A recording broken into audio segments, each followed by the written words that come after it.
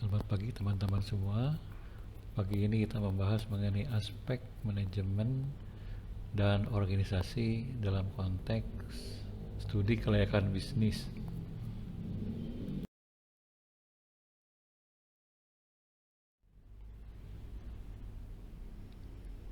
Pengertian manajemen menurut Mujiarto dan Wahid adalah proses kegiatan yang dimulai dari proses perencanaan, pengelompokan, kemudian pengarahan dan pengawasan. Semua itu dilakukan dalam usaha untuk mencapai tujuan organisasi yang telah ditetapkan.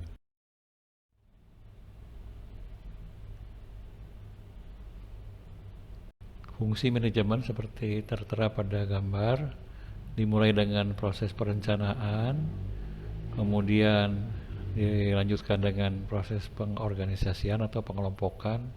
Tujuannya adalah untuk mempermudah dan menyederhanakan prosesnya.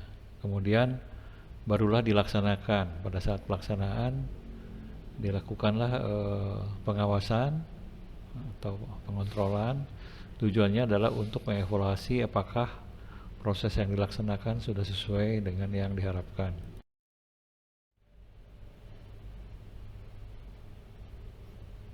Pada gambar tertera bahwa proses perencanaan itu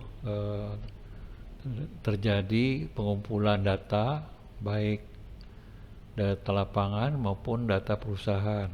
Untuk perusahaan dimulai dari perencanaan visi dan misinya dan dilanjutkan ke pencapaiannya.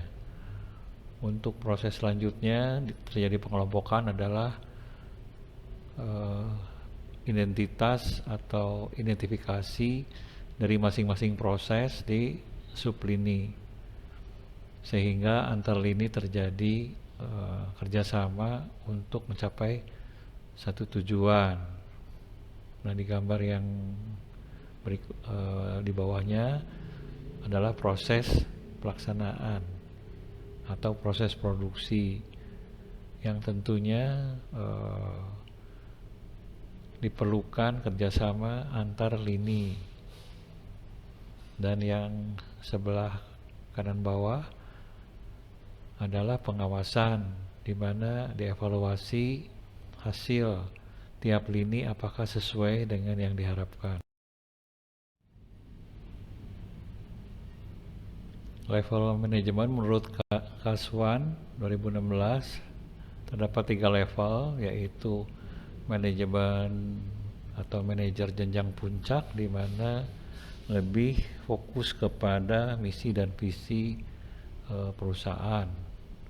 Sedangkan di level kedua, manajer jenjang media, di mana lebih mengarah kepada komunikasi atau jembatan antara perencanaan dan pelaksanaan. Sedangkan level yang ketiga, manajer jenjang pertama, adalah lebih pada proses produksi dan pengawasannya, sehingga ketiga lini manajer ini saling berkaitan.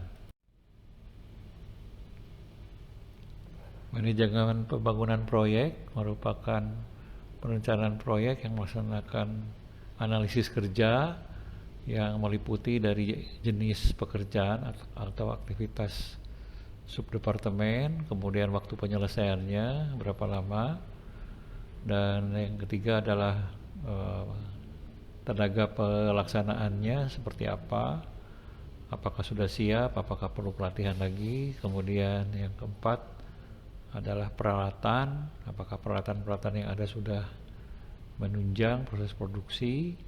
Dan yang terakhir adalah anggaran, apakah anggaran yang tersedia cukup untuk memenuhi proses produksi dan pemasarannya.